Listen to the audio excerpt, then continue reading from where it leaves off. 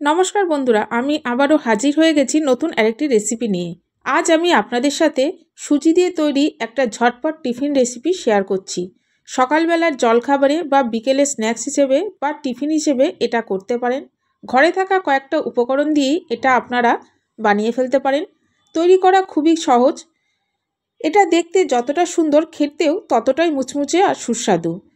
এটা আপনারা বাচ্চাদের স্কুলে টিফিন হিসেবে বানিয়ে দিতে পারবেন। তাহলে ভিডিওটা পুরোটা দেখতে থাকুন। আশা করছি আপনাদের রেসিপিটা খুব ভালো লাগবে। আর বন্ধুরা ভিডিওটি দেখে ভালো লাগলে অবশ্যই একটা লাইক দেবেন। তাহলে চলুন ঝটপট দেখে নিই আজকের রেসিপিটি করার জন্য প্রথমে একটা ফ্রাই প্যান নিয়ে নিয়েছি। এর মধ্যে দিয়ে দিলাম 1 চামচ মতো রান্নার তেল। তেলটা একটু গরম হলে এর মধ্যে দিয়ে দেব 1.5 কাপ জল। বন্ধুরা আপনারা এখানে যতটা সম্ভব ননস্টিকের ফ্রাই প্যান বা কড়াই নেওয়ার চেষ্টা করবেন, তাহলে এই রেসিপিটা করা অনেকটাই সুবিধা হবে। এরপর এই জলের মধ্যে দিয়ে দিচ্ছি 1 চামচ জোয়ান, দিয়ে দেব 1/2 চামচ লবণ। এবারে এই লবণ আর জোয়ানটা জলের সাথে ভালো করে গুলে নিচ্ছি। জলটা সামান্য একটু গরম হয়ে যাওয়ার পরে এর মধ্যে আমি দিয়ে দেব 1 কাপ সুজি। বন্ধুরা আমার কিন্তু 1 কাপ সুজির জন্য এখানে 1.5 কাপ জলই লেগেছে। আপনারাও এই মাপটাই ব্যবহার করবেন। লো ফ্লেমে আমি সুজিটাকে তৈরি করে নেব। এখানে কিন্তু এই কাজটা লো ফ্লেমেই করতে হবে, না হলে সুজিটা ফুলবে না, যার ফলে নাস্তাটা খেতেও ভালো হবে না। আজকের এই ভিডিওটি দেখতে যদি কোনো নতুন বন্ধু এসে থাকেন তাহলে অবশ্যই আমার চ্যানেলটিকে সাবস্ক্রাইব করে দেবেন। পাশে থাকা বেল বাটনের অল অপশান প্রেস করে দেবেন, যাতে আমার ভিডিওটি আপলোড হওয়া মাত্রই আপনাদের সামনে পৌঁছে যায়। দেখুন বন্ধুরা সুজিটা আমার একদম শুকনো শুকনো হয়ে গেছে, ফ্রাই প্যান থেকে উঠে আসছে। এবার এটাকে আমি নামিয়ে ঠান্ডা করে নেব। এবার আমি ওই ফ্রাই প্যানটাকে ধুয়ে ভালো করে পরিষ্কার করে নিয়েছি। এই ফ্রাই প্যানের মধ্যে দিয়ে দেব আমি 2 চামচ রান্নার তেল।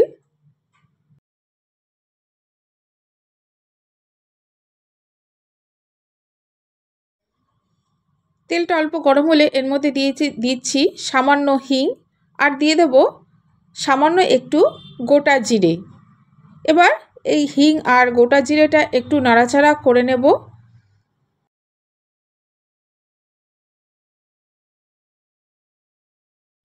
এই সময় এর মধ্যে দিয়ে দিচ্ছি আলুটাকে আমি আগে থেকে সেদ্ধ করে গ্রেট করে রেখেছিলাম। আর বন্ধুরা এখানে আমি 2টো আলু ব্যবহার করছি। আলুটা সেদ্ধ করে গ্রেট করে নেওয়ার কারণ হলো আলুর মধ্যে কোনো গোটা না থাকে। এই রেসিপিটাতে আলুটা একদম স্মুথ হতে হবে, কোনো রকম গোটা থাকলে চলবে না।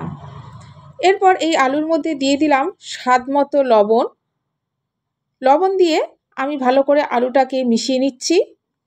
আমার প্রিয় বন্ধুরা আমি আপনাদের জানাই আমার বুক ভরা ভালোবাসা, আন্তরিক শুভেচ্ছা, অভিনন্দন ও শ্রদ্ধা। আপনাদের ভালোবাসা ছাড়া আমি সামনের দিকে এগিয়ে যেতে পারবো না। দয়া করে আমাকে সামনের দিকে এগিয়ে যেতে সাহায্য করুন।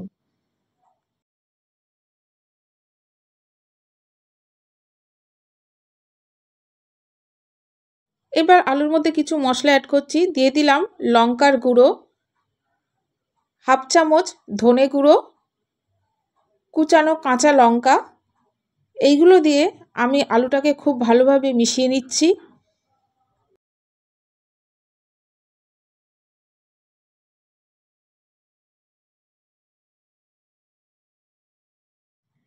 আশা করি বন্ধুরা এই আলুটা দেখে বুঝতেই পাচ্ছেন আলুর মধ্যে কোনো গোটা নেই।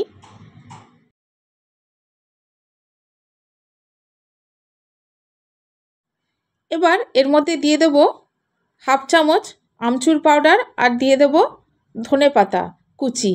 ধনেপাতা আর আমচুর পাউডার দিয়ে মিশিয়ে এই পুরটাকে আমি সরিয়ে রেখে দেব।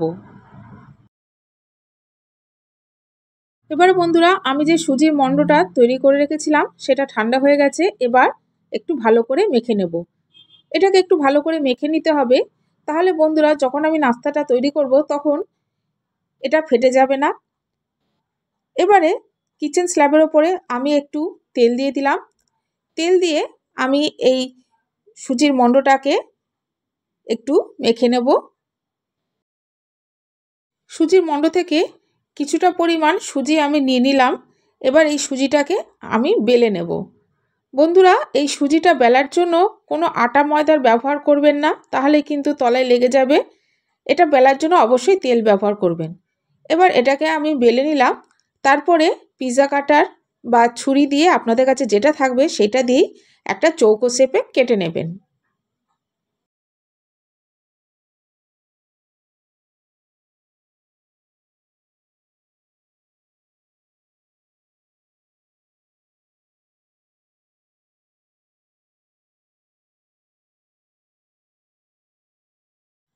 দেখুন বন্ধুরা, আমি চৌকো শেপে কেটে নিয়েছি।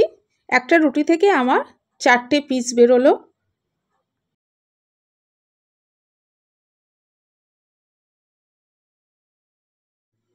এবারে একটা পিস আমি নিয়ে নিলাম। এর মধ্যে আমি যে আলুর পুরটা করে রেখেছিলাম সেটা একটা ছোট বল বানিয়ে এর মধ্যে রেখে দিচ্ছি। এরপরে সুজির একটা কোনা নিয়ে আমি এই বলের ওপর চেপে দিলাম। তারপর ঠিক তার বিপরীত দিকের আরেকটা কোনা নিয়ে আমি এর মধ্যে আঙুল দিয়ে চেপে দিলাম।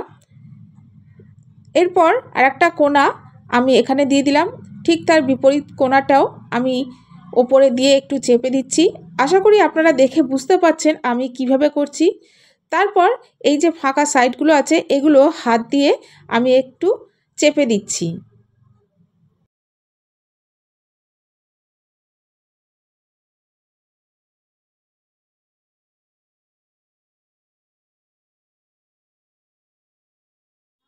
এইভাবে খুব সহজেই আমার একটা ডিজাইন তৈরি হয়ে গেল। দেখুন বন্ধুরা, আমি করে নিয়েছি, কি সুন্দর দেখতে লাগছে। এইভাবে আমি সবকটা ডিজাইন করে নেব। আর বন্ধুরা, এই টিফিন বা নাস্তার রেসিপিটি আপনাদের কেমন লাগলো সেটা অবশ্যই কমেন্টস বক্সে কমেন্টস করে জানাবেন। এরপর একটা বাটি নিয়ে নিয়েছি। বাটির মধ্যে নিয়ে নিলাম 3 চামচ ময়দা। তার মধ্যে নিয়ে নিলাম সামান্য একটু জল। জল দিয়ে আমি পাতলা ব্যাটার তৈরি করে নেব।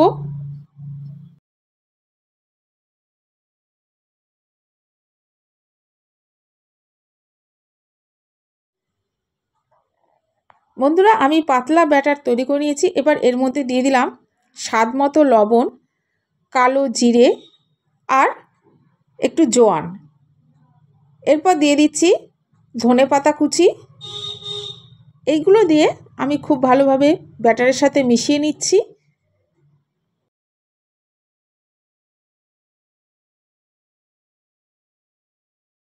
এবার বন্ধুরা, তেলটা আমি গরম করে নিয়েছি। তেলটা গরম হয়ে গেলে নাস্তাগুলো আমি ময়দার ব্যাটারে চুবিয়ে এই তেলের মধ্যে একটা একটা করে দিয়ে দিচ্ছি।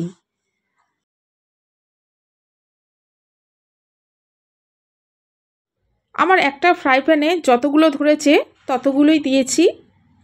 এবারে আমি এগুলোকে আস্তে আস্তে উল্টে দিচ্ছি।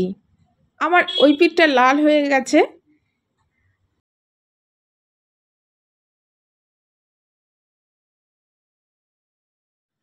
বন্ধুরা, এইভাবে আমি উল্টে পাল্টে দুই দিকই ভেজে নেব। আর এগুলোকে একটু লাল লাল করেই ভাজতে হবে।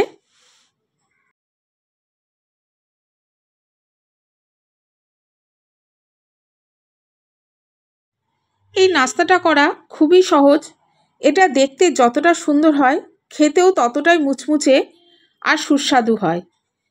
এটা আপনারা সকালের টিফিন হিসাবে, বিকেলে স্ন্যাক্স হিসেবে বা টিফিন হিসেবে বাচ্চাদেরকে করে দিতে পারেন।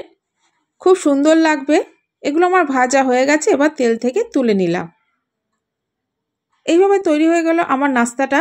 এইভাবে গরম গরম পরিবেশন করুন, দারুণ লাগবে। তাহলে বন্ধুরা, আজকে আসি, আবার দেখা হবে নেক্সট এপিসোডে নতুন কোনো রেসিপির সাথে।